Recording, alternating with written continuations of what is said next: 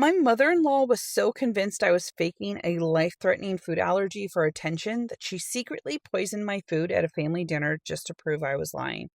It backfired so spectacularly that she ended up dealing with the police, and my husband completely cut her out of our lives.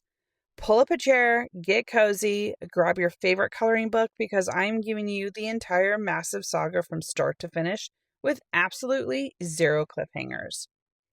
To give you some backstory, I have a severe allergy to mushrooms. It is not a preference, it is not an upset stomach situation. If I consume even a trace amount, my throat closes up and I stop breathing. My husband, let's call him David, has always been incredible about this. When we moved in together, our home became completely mushroom free. But David's mother, who we will call Karen, absolutely hated this. From the very first day I met her, she decided that my allergy was a calculated power move to control her son and dictate where the family went out to eat. Every single family holiday, she would make a huge scene about how difficult it was to cook for me, or she'd drop passive-aggressive comments like, "Oh, it must be so exhausting to need so much attention all the time." I always kept the peace and ignored it, but David would constantly shut her down. Fast forward to a few months ago, Karen called us up and sounded completely different.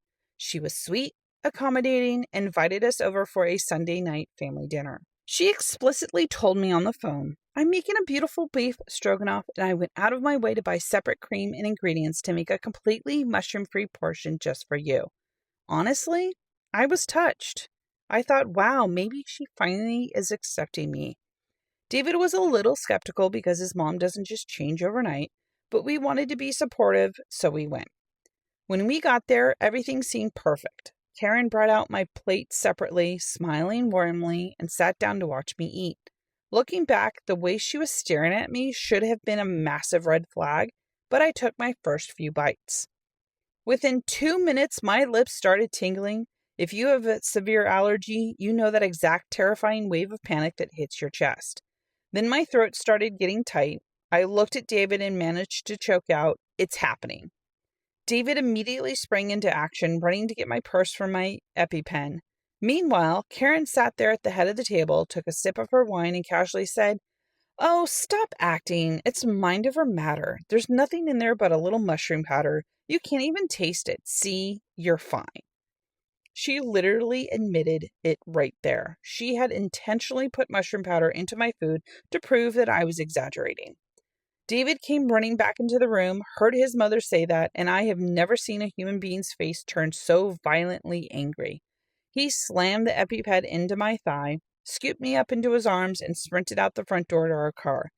As we were leaving, Karen was actually yelling after us, calling me a drama queen and telling David he was enabling my temper tantrums.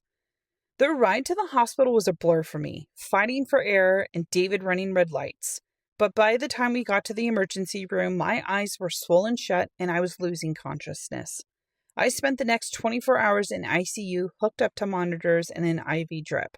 It was easily the most terrifying experience of my life. While I was recovering in the hospital bed, David's phone was absolutely blowing up.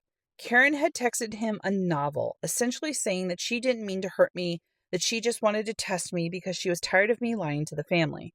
She actually had the audacity to write, "Well, now we know it's real, so we can all move past this." Move past it? Lady, you almost committed a crime. David's father and siblings also started texting, completely horrified by what Karen had done. The family was instantly fractured into two camps: those who realized Karen was unhinged, and a couple of enablers who thought we would keep it quiet to avoid family embarrassment. When I was finally discharged, the hospital social worker informed us that because an allergen was intentionally introduced, they were legally required to file a report. David didn't hesitate for a single second. He walked straight into the police station and handed over his mother's text messages, where she confessed to putting the powder in my food. The police opened an investigation, and while the legal process is still moving slowly, the immediate consequences of Karen were absolutely delicious. David called his mother on speakerphone one last time so I could hear. He told her, "You didn't just test a boundary, you put my wife in ICU. As far as I'm concerned, I don't have a mother anymore. Don't call me, don't come over to our house, and if I ever see you near my wife again, I will personally ensure the police handle it." He hung up and blocked her on absolutely everything. To make it even better, David's dad was so disgusted by her behavior and her complete lack of remorse that he actually filed for legal separation and moved out of their house. Karen is now completely isolated, facing potential legal charges and hated by half her own children, all because she wanted to win an argument about mushrooms. We haven't spoken to her in months. Our home is peaceful, and my husband proved that he is an absolute king who will always choose his wife over a toxic parent. And that, my friends, is the whole beautiful tea, and my name is Mish. Follow along for more Reddit stories. Thank you guys so much for listening. I'll see you on the next story.